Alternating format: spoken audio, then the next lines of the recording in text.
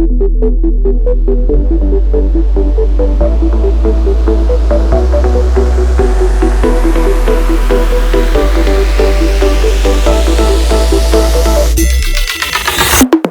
मेरी शक्ल और आवाज़ से अंदाज़ा लगा सकते हैं कि कितना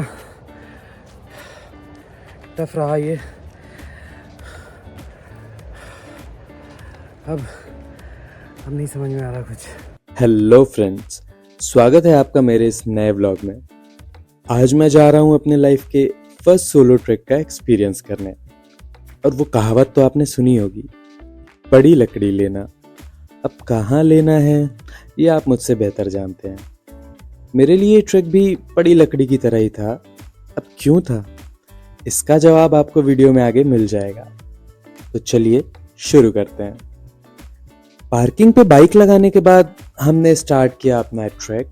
और एंट्री पॉइंट पे आपको अपनी कुछ डिटेल्स भरनी होती हैं। वो इसलिए जिससे कि आप कहीं गिर पड़ गए, खो आ गए या मर मुरा गए तो कम से कम ये तो पता चले कि फलाने कहाँ से आए थे, फलाने कहाँ के रहने वाले थे। ठीक है, यहाँ पे आपको एंट्री में 100 रुपये भी देने पड़ते हैं। और जब मैं ये सब करके आगे बढ़ा तो मैंने देखा कि ये रास्ता पूरा ऊबड़ खाबड़ पथरीला है। और इन रास्तों को देख के मुझे मेरे शहर की रोडें ही याद आ गई जो स्पेस टेक्नोलॉजी से बनी हुई हैं। कितने तेजस्वी लोग हैं हमारे पास, कितने शानदार विचार रखते हैं जी। अब मोदी जी कोई बात झूठ तो बोलते नहीं है, इसलिए जैसे बाकी प्लैनेट्स पे गड्ढे हैं तो उसी तरह हमारी रोडों पे भी गड्ढे हैं। किसने बोला था? ले सुना क्या? ये भी मेरी गलती है। नहीं भाई मेरी गलती है। नहीं मेरी गलती है। नहीं बाबा नहीं मेरी गलती। हाँ, तो मेरी हिदायत ये है लोगों को कि जब भी ट्रैक पे आए तो अपने गियर्स पूरे लेके आए, राइट। और ज़िंदगी में पहली बार मैं ऐसे ट्रैक कर रहा हूँ और बहुत ही एडवर्स सिचुएशन है मेरे लिए। पानी बरस रहा है ना, और रॉक्स हैं, आप देख सकते हैं। ऐसे ही रास्ता है, पूरा रास्ता ऐसे ही था। और हम लोग ऐसे चले जा रहे हैं। अभी तो काफ़ी लंबा ट्रैक है। It will take 3 hours from the starting point. और अभी तो कुछ 15 मिनट ही हुए हैं, तो it's a long way to go. खैर, थोड़ा नीचे उतरने के बाद ये नदी टाइप का कुछ आया। इसे पार करने के बाद हुआ ट्रैक का असली रास्ता शुरू, जहाँ बैम्बू से रास्ता बना हुआ था। अब कहीं कहीं ये झूल भी रहा था, तब थोड़ी थोड़ी फट भी रही थी। अब यहाँ रास्ते पे हर थोड़ी दूर पे आपको कुछ दुकानें दिख जाएंगी, तो नाश्ता पानी आपका रास्ते पर चलता रहेगा। अब एक तो हर थोड़ी दूर पर ये लगे कि कैसे तो एंड पॉइंट आ जाए, क्योंकि जितना जाएंगे फिर उतना वापस भी आना पड़ेगा। और एक तो था मैं अकेले, साथ साथ कोई चलने वाली भी नहीं थी, तो मुझे अपना साथी अपने कैमरे को ही बनाना पड़ा, जिसमें कुछ खूबसूरत नज़ारे भी कैप्चर किए। अब डर ये भी था कि बारिश में फोन अगर हाथ से सटका, खत्म, bye bye, tata, good bye, गया। भाई अच्छा खासा मेरा टूर चल रहा था कि हम लाइटलूम गए आराम से, फिर डाउकी जाते, रिवर के किनारे स्टे करते, ऐसा करते वैसा करते। फिर एक मेरा दोस्त है, उनने बताया कि एक रास्ते में ट्रैक पड़ता है, छोटा सा बैम्बू ट्रैक।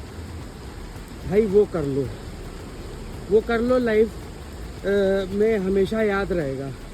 अब याद तो रहेगा भाई, याद तो रहेगा कि फड़वाते हुए जो आ रहे हैं हम अपनी, फड़वाते हुए जाना पड़ेगा, क्योंकि अब तो निकल चुके हैं रास्ते में।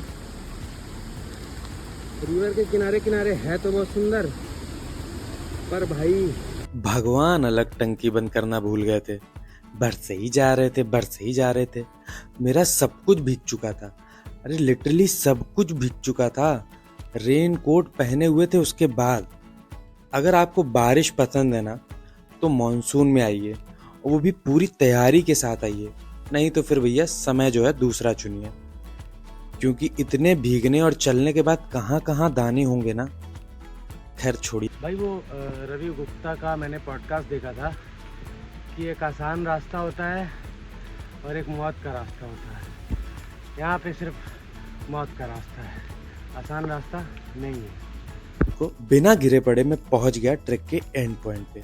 और हाँ, वहाँ जाके जो खूबसूरती थी उस वैली की ना, उसने थकान कम तो कर दी थी।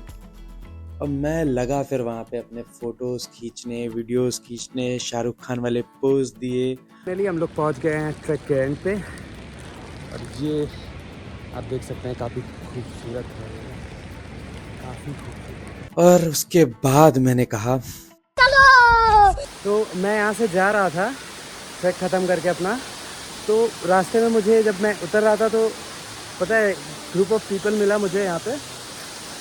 इनमें भी लोग प्रयागराज से थे यार, प्रयागराज से थे यार। लाइक अभी मैं क्या बताऊँ, अच्छा फील हुआ लाइक कि यहाँ इतना दूर यहाँ मेघालय में मुझे कोई अपने शहर का मिला, और we greet each other and यार बहुत ही औसम था, और बहुत ही औसम लगा यहाँ पे कि कोई यहाँ से प्रयागराज से ही आया हुआ है। और जो भी यहाँ प्रयागराज से आया हुआ है, प्लीज़ मेंशन इन कमेंट्स। रास्ते में वापस जाते समय हमें कुछ लोग भी मिले जो कि प्रयागराज से ही थे।